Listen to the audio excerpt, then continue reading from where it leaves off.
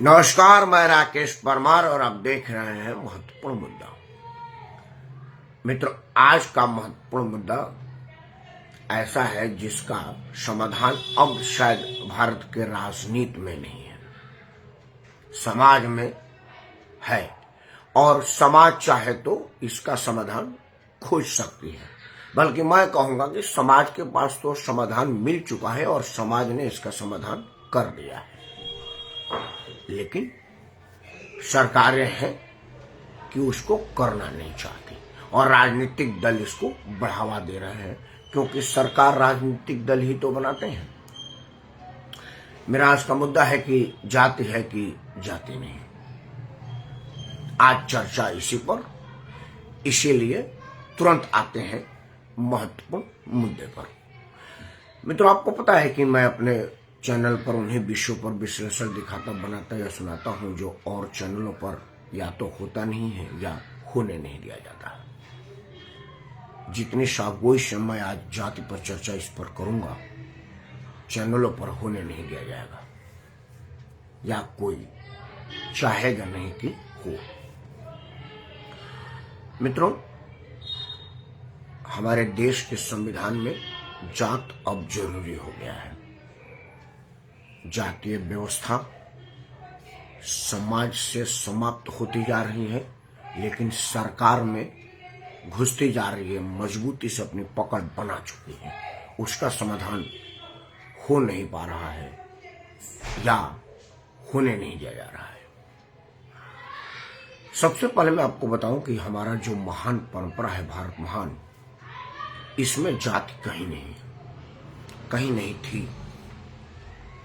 अगर हमारे पूर्वजों को जाति पसंद होती तो मर्यादा पुरुषोत्तम भगवान राजा राम का नाम रामचंद्र सिंह रघुवंशी होता। हमारे महान योद्धा सम्राट अशोक का नाम उनके जाति के साथ होता। हमारे महानतम योद्धा परमवीर महाराणा प्रताप का नाम महाराणा प्रताप सिंह सिसोदिया होता। इतिहास में वर्णित तो है कि महाराणा प्रताप क्षत्रिय थे, सिसोदिया राजपूत थे, लेकिन कहीं भी उनके नाम का उल्लेख इस बात के साथ नहीं है कि वो महाराणा प्रताप सिंह सिसोदिया थे या मर्यादा पुरुषोत्तम भगवान राजा रामचंद्र सिंह थे, या जो पौराणिक कहानियों को ही मान लिया जाए, क्योंकि यह तो इतिहास है। महाराणा प्रताप तो साक्षात दिखे हुए हैं, उनके विषय में तो लोगों ने देखा है। हम पौराणिक अगर मान ले रामायण को, जिनको लोग कहते कि है कि नहीं है, तो रामायण में भी रामचंद्र सिंह रघुवंशी, दशरथ सिंह रघुवंशी या दशरथ सिंह नहीं था। महाभारत काल में भीष्म सिंह, दुर्योधन सिंह, अर्जुन सिंह नाम नहीं था। सामंजस्य ऐसा था कि गुरुकुल में जहां निषाद राज पढ़ते थे, वहीं चक्रवर्ती सम्राट राजा दशरथ के पुत्र राम भी पढ़ते थे। सखा ऐसे कि वो एक दूसरे के बगैर नहीं रहते थे। जातीय व्यवस्था कब आई, कैसे आई, वह एक लंबा विषय हो जाएगा। मैं शॉर्ट में आपको बात रखना चाह रहा हूं। मित्रों, मेरा विषय है कि दलित बस्ती मेन बस्ती से अलग क्यों, दूर क्यों, उसका वजह क्या है। मित्रों, हम लोग जो शहर में आ रहे हैं वो इस बात को आसानी से समझेंगे। आज के परिवेश में लोग पहले तो समझिए कि दलित कौन है, तब जाकर के आप समझेंगे कि दलित बस्ती दूर क्यों। मित्रों, समाज न कास्ट में नहीं बटा था, क्लास में बटा था। जैसे मेरे 4 बच्चे हैं। बड़ी वाली लड़की पोस्ट ग्रेजुएट इन कॉमर्स है, दूसरी वाली लड़की पोस्ट ग्रेजुएट इन साइंस है, साइंटिस्ट है वो। लड़का इंजीनियर है, एक लड़की कंपनी सेक्रेटेरिएट की पढ़ाई कर रही है। मेरे ही 4 बच्चे हैं, 4 वर्ग में चले गए। हम 3 भाई हैं। 3 भाई में मैं सबसे बड़ा हूं। पिताजी ने ठीक ठाक पढ़ाई किया। जिस वक्त लोगों को कंप्यूटर कहने नहीं आता था, मैंने कंप्यूटर का डिप्लोमा किया था। 85 में पहली बैच थी हमारी। और मैं अब समाज में हूं। मेरा भाई मैनेजर है, एक भाई टीचर है, तीनों का 3 क्लास हो गया। उसी तरह से जब यह बनी व्यवस्था तो हुआ कि भाई यह एक लंबा चौड़ा छरहर जवान है, तो इसको सीमाओं की रक्षा के लिए भेज दिया जाए। ये विद्वान है तो इनको पढ़ने पढ़ाने और पठन पाठन के लिए भेज दिया जाए। यह आदमी कुशाग्र बुद्धि का है तो इसको व्यवसाय के लिए भेज दिया जाए। यह आदमी कारीगर है, कला है इसमें, यह मिट्टी से बर्तन बना सकता है, लोहे से औजार बना सकता है, यह आदमी चमड़े से सामान बना सकता है, तो इसको इस क्षेत्र में भेज दिया जाए। आप जान लीजिए कि जिसको आप दलित कहते हैं या छोटी जाति, मैं जाति छोटी नहीं कहता क्योंकि कोई छोटा तो हो ही नहीं सकता। उम्र में कोई छोटा हो सकता है, जैसे मैं 3 भाई में मैं बड़ा हूं, हमारे साथ छोटा है, तो छोटा का मतलब नहीं है कि वो छोटा क्षत्रिय है। क्षत्रिय वो वही है जो मैं हूं। इसी तरह से जो हमारा भाई है जिसको आप छोटा जाति कहते हैं, वो छोटा नहीं है, पहले ये क्लियर हो जाए। तो वो जो लोग थे, वो लोग कुशाग्र बुद्धि की काम करने वाले लोग थे। अब उनको लोगों ने उसी जात में डाल दिया। उसका एक सीधा उदाहरण आपको बताता हूं। पायलट कोई जात नहीं होती। राजस्थान में अभी उप मुख्यमंत्री था, राजस्थान कांग्रेस का अध्यक्ष था, अभी कांग्रेस का नेता है सचिन पायलट। सचिन पायलट के पिता राजेश पायलट गुजर जाति के थे, लेकिन वो पायलट थे इसलिए उनका नाम राजेश पायलट हो गया। उनका ऑफिशियल नाम राजेश पायलट था। अब उनका बेटा सचिन पायलट हो गया। उसका बेटा जो हुआ है फारूक अब्दुल्ला के बेटी से, वो भी अब अगला नाम उसका पायलट है। अब वो एक पायलट जात हो गई। 200 साल बाद वो एक जाति आएगा, लोग आप कौन सी जाति के हैं? जी मैं पायलट जाति से हूं। अब एक सीधा उदाहरण आपको बताता हूं, यहां सामने है, ये किसी कहीं पूछना नहीं है, जाके पूछ लेते भाई कहां के पायलट हो सकता है सचिन जहाज उड़ाना जानता हो, पैसा वाला आदमी है, हो सकता है राजेश पायलट तो जहाज उड़ाते ही थे। अरे आदरणीय प्रभात चंद्र चतुर्वेदी जी को सादर प्रणाम। तो ये हो सकता है कि ऐसा हो, लेकिन क्लास था। आप पढ़े लिखे विद्वान आदमी हैं तो आप बच्चों को पढ़ाइए, हमें पूजा पाठ सिखाइए। आप पहलवान आदमी हैं, शरीर से मजबूत आदमी हैं, तो आप हमारी रक्षा करें, सीमाओं की रक्षा करें। आप कुशाग्र बुद्धि के हैं, व्यवसायी आदमी हैं तो आप व्यवसाय करें। और आप कारीगर आदमी हैं, आप चमड़े से सामान बना सकते हैं, लोहे का हथियार और औजार बना, क्योंकि जब आप सेना में जाएंगे तो हथियार की जरूरत पड़ेगी, तो कौन बनाएगा? लोहा में जिसको लोहा का काम करने आएगा वही तो बनाएगा। आप उस वक्त ये अल्युमिनियम के बर्तन तो होते नहीं थे, स्टील चांदी के बर्तन होते नहीं थे, बर्तन होते थे मिट्टी के। तो मिट्टी का बर्तन किसी को बनाने आएगा तभी तो बनाएगा। तो कोई आदमी मिट्टी का बर्तन बनाता था, अलग अलग तरह के काम था। इसीलिए आज जो शहर में रहते हैं देखे होंगे ना कि सरकार का कानून है कि भाई इंडस्ट्रियल एरिया रेजिडेंशियल एरिया से अलग होगी। शहर में तो बाकायदा चिन्हित किया गया है कि यह क्षेत्र इंडस्ट्रियल एरिया है, यह क्षेत्र कमर्शियल एरिया है, यह क्षेत्र रेजिडेंशियल एरिया है, यह क्षेत्र मिक्स एरिया है। मतलब नीचे दुकान हो सकती है, ऊपर मकान हो सकती है, लेकिन कारखाना नहीं हो सकता। वह क्यों? क्योंकि कारखाने से निकलने वाले प्रदूषण कोई खतरनाक चीज रिहायशी लोगों में किसी तरह की प्रदूषण, किसी तरह की खतरा उत्पन्न ना करे। आपने देखा होगा मध्य प्रदेश में यूनियन कार्बाइड से जो गैस लीक हुआ था, वो कितने लोग मर गए थे। अगर वो कॉलोनी के एकदम बीच में होता तो और ज्यादा नुकसान होता। वो तो पहाड़ी पर था, उधर दूर, इसीलिए नुकसान किया, कम किया। मतलब सभी भोपाल वासियों को नहीं मारा। यह बात तब भी थी क्योंकि दलित चमड़े के काम करते थे और तरह के काम करते थे, तो उनका घर अपने मेन बस्ती से दूर रखा गया था क्योंकि उनका काम कारीगरी का था। उससे रिहायशी इलाका को किसी तरह की प्रभाव ना पड़े। उदाहरण देता हूं, चमड़ा सुखाने के लिए मान ले कि वो जमीन पर चमड़ा डाले हुए हैं और कोई ऐसा जानवर जो चमड़ा को ले करके जा सकता था, खा सकता था, उसको डैमेज कर सकता था, अगर रिहायशी वहां रहता तो उस चमड़े को नुकसान पहुंचा सकता था। तो इसलिए वो दूर है। वहां उनके जैसे मतलब कुत्ते या और बिल्ली और चीज वहां नहीं पहुंच पाती होंगी। वो उस वक्त का एक सोच होगा, इसलिए उनकी बस्ती दूर रखी गई। और कहा गया कि मलिन बस्ती, गंदी बस्ती नहीं, जहां उद्योग है वहां गंदगी है, क्योंकि औद्योगिक कचरा निकलता है उद्योग से। जैसे रंगाई का कंपनी है, तो जमुना में तमाम पानी रंग बिरंगी निकलती है, कभी लाल निकलता है, कभी हरा निकलता है, नाली से जाकर के जमुना में गिरता है, क्योंकि वहां पर प्रिंटिंग प्रेस है साड़ी और कपड़ा रंगने का, तो उसका पानी वेस्टेज निकलता है।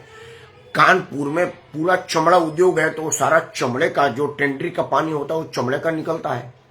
तो उसी तरह से उन पानियों से आगे वो बस्ती मलिन हो गई होगी, गंदगी रहती होगी, इसलिए उसको गंदी बस्ती कह दिया गया।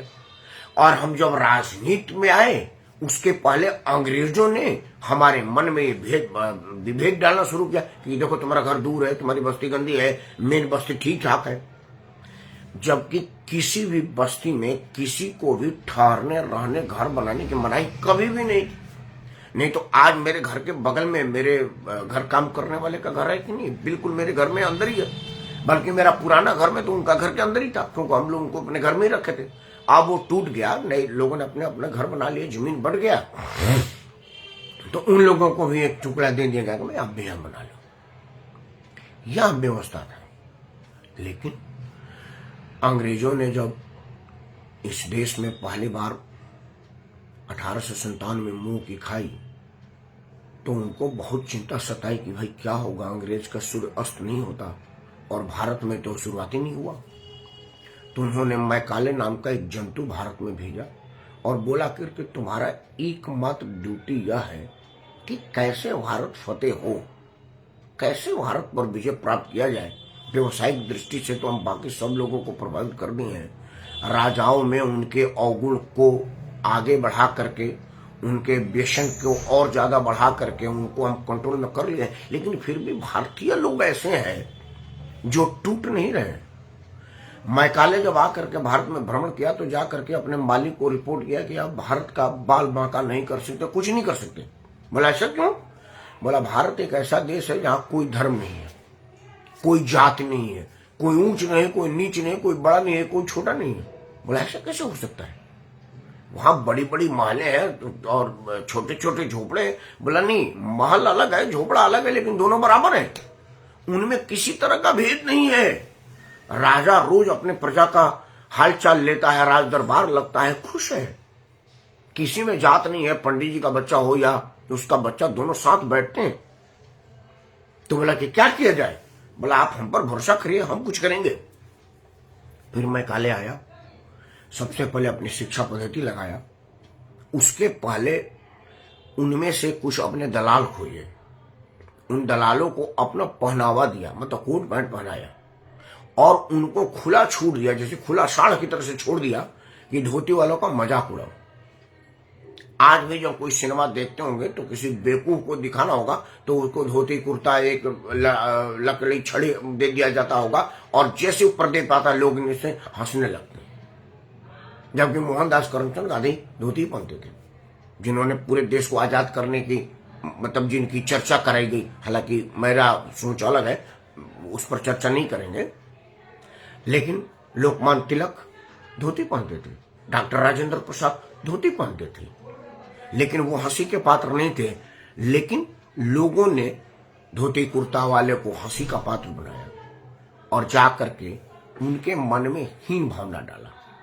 अंग्रेज वो पैंट और शर्ट और कोट पहनने वालों से बात करना शुरू किया सार्वजनिक जगहों पर, और धोती वाला कहा कि यार वही बड़ा आदमी है, क्योंकि उससे ये अंग्रेज बात करता है।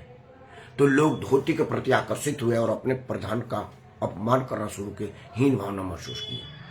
अगर आप संस्कृत में विद्वान हैं तो आप बेवकूफ हैं, और अगर आप 2 लाइन अंग्रेजी बोलते हैं तो ही विद्वान हैं। आज भी विद्वता का पहचान अंग्रेजी ही है। हम लोग शहर में रहते हैं, सामाजिक आदमी है, तो हर जगह उठना बैठना है। कल ही एक पार्टी में शरीक हुआ, देश भर के, अपने दिल्ली के तो कम से कम शायद ही कोई बड़ा IAS IPS और उद्योगपति था जो नहीं आया था।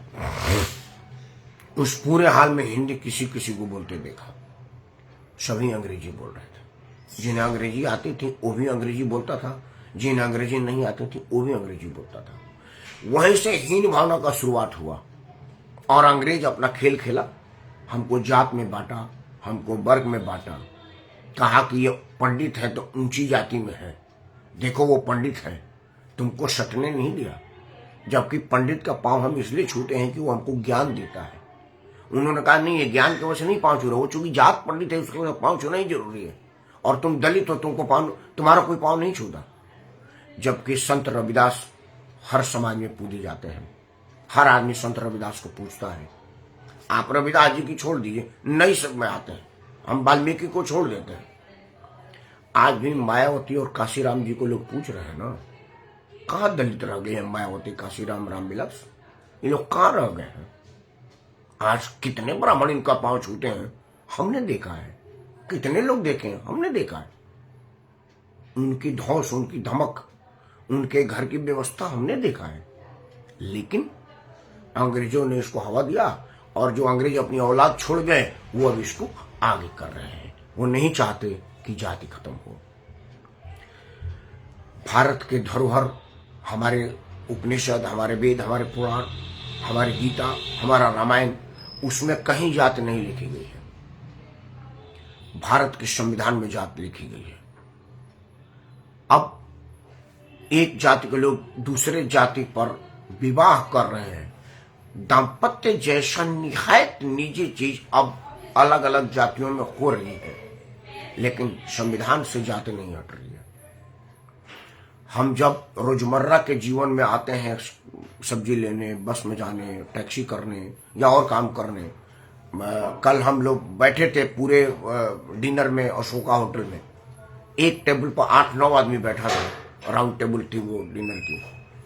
किसी ने किसी की जात नहीं पूछी, या जरूर पूछा कि भाई आप में रसगुल्ला कम है, और नहीं मैं जरा शुगर को वजह से परहेज कर रहा हूँ। कोई हंसी मजाक कर रहा था, कोई बात नहीं, इनको कोई और आइटम दो, ये मुर्गा वाला है, तो कोई कह रहा कि नहीं ये तो बकरे का लग रहा है। यही बात हो रही थी, या नहीं पूछी जा रही थी कि आप किस जाति के हो। लेकिन संविधान अगर बात आएगी तो जात पूछी जाएगी। देश रसातल में जा रहा है जात की वजह से, देश का सत्यानाश हो रहा है जात की वजह से। क्योंकि अगर यह चर्चा ना हो तो फिर यह कैसे होगा कि 8वीं में 8 बार फेल, हवाई जहाज में केक कटेगा और ग्रेजुएट आदमी जन्मदिन मनाने के लिए कर्जा मांगेगा। यह कैसे होगा कि एमए पास आदमी रोजगार के लाइन में लगा है और मैट्रिक फेल आदमी वहीं से BMW की काफिले में जा रहा है। वो इसलिए जा रहा है कि वो जाति को आगे रखा है और आपको बेवकूफ बनाया है। एक चैनल पर मैं बिहार के बजट पर बोल रहा था, तो एंकर ने बोला कि परमार जी बिहार की हर चीज खराब है, इसका वजह क्या है? तो हमने बोला एकमात्र वजह है कि ना खाता ना बही, हमारे जात का नेता जो बात कहे सिर्फ वही बात सही। इसको हटाइए और सबको गले लगाइए। संविधान इंसान लगा रहा है और आप इस चीज को पहचानिए कि आपको आगे करके आपका नाश किया जा रहा है। दलित बस्ती बाहर इसलिए थी कि वो सब उद्योग धंधे में लगे थे। रिहायशी बस्ती की वजह से उसके उद्योग पर किसी तरह की प्रभाव ना पड़े, वो इसलिए नहीं थे कि वो किसी तरह से छोटे जाति के थे, नीची जाति के थे। क्योंकि हमारे विद्वानों ने, हमारे महापुरुषों ने, हमारे पूर्वजों ने किसी को नीच रहने ही नहीं दिया। रामायण में एक प्रसंग है, निषाद राज के लिए कहते हैं तो बोले कि प्रभु के साथ मैं कैसे बैठूं? तो उनके गुरु कहते हैं कि हरि ने सबको अपना जन बनाया है, इन्होंने किसी को छोटा रहने कहाँ दिया। कितनी बड़ी सोच थी, लेकिन हम उसको नहीं मानते हैं। और वो जो एक देश का लुटेरा अंग्रेज कह के चला गया, समझा के चला गया, उसको मानते हैं। और उनके जो आज के औलाद रोज रोज हमको लूट रहे हैं, हम उनकी बात मानते हैं। कब तक यह मानते रहेंगे? विचार जरूर करिएगा। मैं तो कर चुका हूं और मैं इसको नहीं मानता। आप भी करिए और आप भी ना मानिए। अपने देश को बचाइए और खुद को बचाइए। इन्हीं शब्दों के साथ मैं राकेश कुमार आप सबको साथ उपलब्ध करता हूँ। जय हिंद, वंदे मातरम और भारत माता की जय।